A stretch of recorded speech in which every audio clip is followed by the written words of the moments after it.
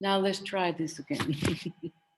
Thank you all. Thank you, Julia and Jordan and Helen and Aziza and all of the people here at Harvard and Jason Fugit for helping with the lighting, the movement, the engineering, and Dan Gutierrez for the doing the video. Came out beautifully. I'm very pleased to be here. I want you to know that I spent a lot of time in the Antarctic as we went into this COVID extravaganza. And it really held me in good stead over the year. I've always done mixed media work. Many of you know that. I like going from one medium to another. I seem to do a lot of painting and text and video, all kinds of things that entertain me and keep me interested. Um, let's see. This particular show, you'll see some of the images and some of the motion on the video. It's a delight and comes directly from 5 weeks in the Antarctic, which was quite special. I got to learn words like catastrophic molt, which is when an animal loses their hair or their feathers. And what happens is the new growth is pushing that away. With penguins and birds in general, they don't go into the cold water to feed. It's too cold for them. So they stay on land and they have their babies that look like little garden gnomes and are very funny. And they usually stay in rookeries that have seals. Baby seals are very aggressive and will flop up to you and bark at you and kind of like see how strong I am. They're very funny. And by the way, I got to see elephant seals that look like kind of a large inflated car that has just settled in place. They are stunning, shocking as a matter of fact. So this particular group of work shows a lot about my interest in shadow, which is a very strong form for me. The lighting that keeps moving around in this room, it deals with the light of a day coming through a window that you see different shadows on your wall. And so it's ephemeral, it's very peaceful. For me, it's a very intimate kind of memory place. I used to find a warm, sunlit spot on a carpet and take naps as a child, and probably would do so now if I had time, but I don't. Anyway, so it was a wonderful, wonderful experience to be isolated in such huge populations of other creatures. I've got all these papers. I'm going to try to tell you stuff that I'm doing. Um, it's not an unusual thing for me to have gotten so involved in a very meditative yet abstract form over time. I'm in the studio every day, and that's how I roll, I guess you'd say now. The Antarctic has odd colors of blue. And that's one of the main reasons I wanted to go and see. Um, the Arctic also has some very interesting blues, but I think the Antarctic has more that is exciting for me. Let's see. Some of these pieces replicate some of the shapes I saw with melted parts of icebergs. I did hear and see calving of icebergs, but as you get closer to the Antarctic Circle, you get to see a very different kind of environment. These giant building-sized blocks of ice that had all kinds of colors and they move along and very interesting. And you get to see ice floes with families of seals on the floe resting and little baby seals hopping up or trying to hop up and then they fall off. And the parents look at them, they're parents. They just look at the kids and say, oh, come on. It's very, delightful. It is absolutely delightful to be where animals don't fear us. It's just a joy. Um, what else can I say? I want you to see this video. It's quite wonderful. Part of the media for this installation comes from going through my flat files and revisiting artwork I did many years ago, including stuff that I did at 4 and 5 years old, which seems to be a precursor of what I'm doing now.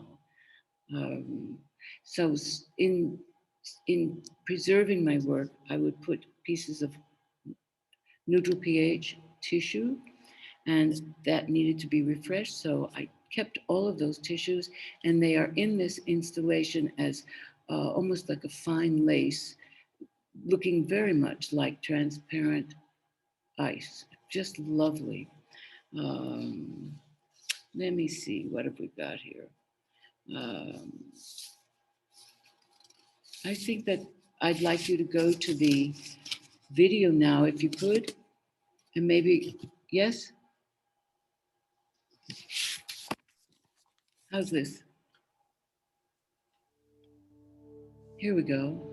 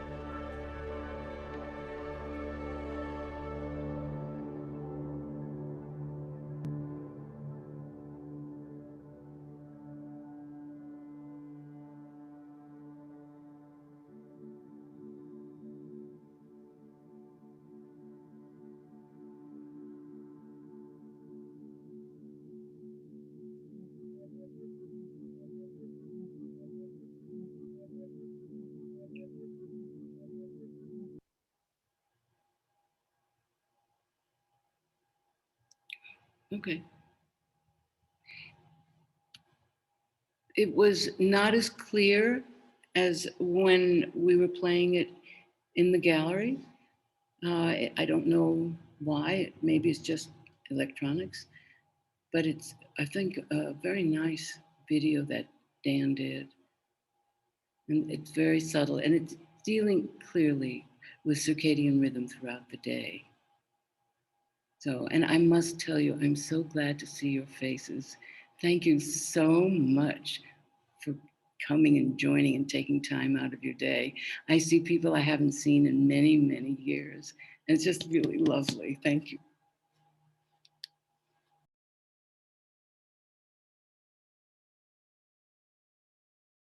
We have a question that you mentioned the striking blues in the Antarctic. Are you finding blue entering your work outside of this show?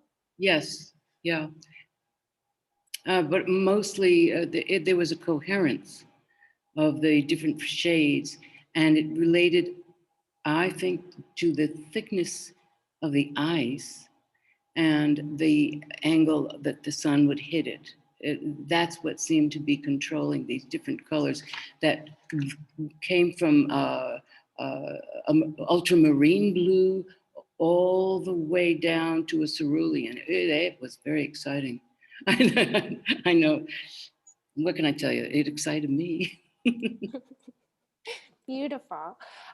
We have a comment that might prompt a reflection, Madeline, from Pamela, who says, I just love the title of the exhibition and would like to comment how eerie that connection is between that title and the melting ice, also catastrophic.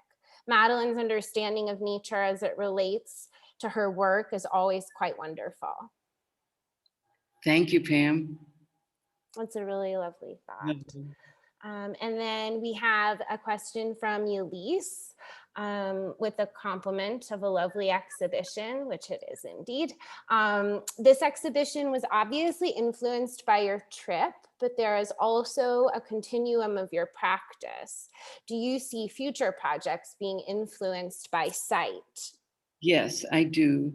I was ready to book for the Arctic, and then I thought it would be nice to just head west and go through northern Canada. And I may well be able to do that once there's a little bit more ease between masks and travel and stuff. But the site, the position, the where things are have been very important. My series of those very refined paintings are First Light series, and they are named for this specific place I saw the sun about to rise. So yes, it's definitely a continuum of my work. Beautiful. Thank you. Madeline, would you please speak a bit more to the materiality and physicality of your work and how that relates to your installation specifically and that beautiful little gallery? Yes, yeah. A few years ago, I was awarded a residency at the UCross Foundation. So I'm a UCross fellow. And I put all the stuff in the car that I thought anybody would ever need and pulled up and unpacked it into the gorgeous studio that they gave me and realized I didn't want to use any of it. And I went into the office and they had this huge stack of old newspapers and they gave that to me. And I did an environment in that large studio of push pinned and stapled paper.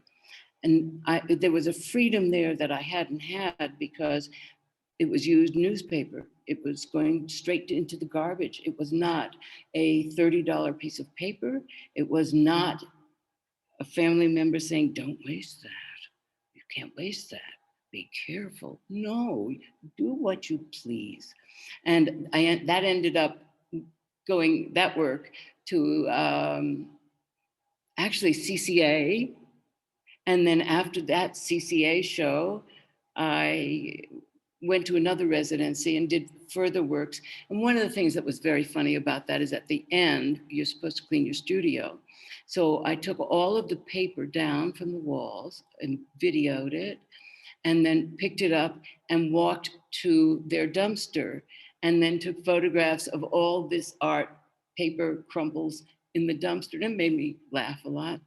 Then what happened after that? Oh, then you're going to love this. It's, you know, the story about being careful about what you wish for. A gallery in Sheridan, Wyoming, invited me to have a solo show, and I said yes. And it was called The Whitney. It was not New York. So, and that actually, I got some very good work out of that as well. And that led to the way I handle this work. These also come from a series called the Mesh Works, shadow pieces. And mesh, I've named it my acupuncture medium. You have to wear gloves. These are brass mesh or fiberglass mesh, chicken wire, and some very unusual materials that I have found in attics and cellars in hardware stores. And they're very nice to me. They let me walk in and buy what I want that they've hidden in their cellars as unsellable for many, many years. So that's what I'm doing. I am very interested in a medium that will allow me to feel free to do as I please. Whereas the paint is a very expensive medium and there is gold there, and I make my own paints. And then you have, you paint for a few hours and then you have to clean that up. So I find what I'm working with now on one level very, very welcoming, and I'm running up and down ladders, which I'm sure somebody might think not appropriate. So Well, I think part of what we love, one of the things we've loved most about working with you is just your unabashed and brave kind of disregard maybe for what it is people might think you should be doing. And I applaud that courage and really admire it. So thank you for sharing it with us. let me say one thing. It took a lot of practice. It took a lot of courage. It still takes courage. And I still talk to that person who was a very nice girl and her clothes were ironed, and you know what I mean? It just means you can say you're persistent or just be stubborn. Mm-hmm. Mm-hmm. Gay says, stunning work, Madelin. And as a master gardener and observer of the natural world, could you please share more regarding catastrophic in your title as you are experiencing or communicating it? Nice, nice. Hi, Gay. Lovely. It is a time for creatures to take a very big chance. They are losing their warmth, their safety, and they're also on a very big diet because they don't go into the water, and that's where their food is. Most animals have a tough time when they're molting, whether it's when you see those clumps of hair on bison, that's also a catastrophic molt. And they get itchy and they rub against things and they get rid of that old fur or feathers. It is, I am getting itchy and I am getting rid of my old media, maybe, or maybe old things that keep you in place that I actually think of as corsets. Some of you don't know what those things are, which is terrific. But in my age group, they were there. They're terrifying things. And it's nice to say no more, not those things anymore. How's that? Is that clear? Mm-hmm. Thank you. Yes. Beautiful. Beautiful. Well, thank you all so much. Madelin, do you have any closing reflections that you'd like to share before we wrap up?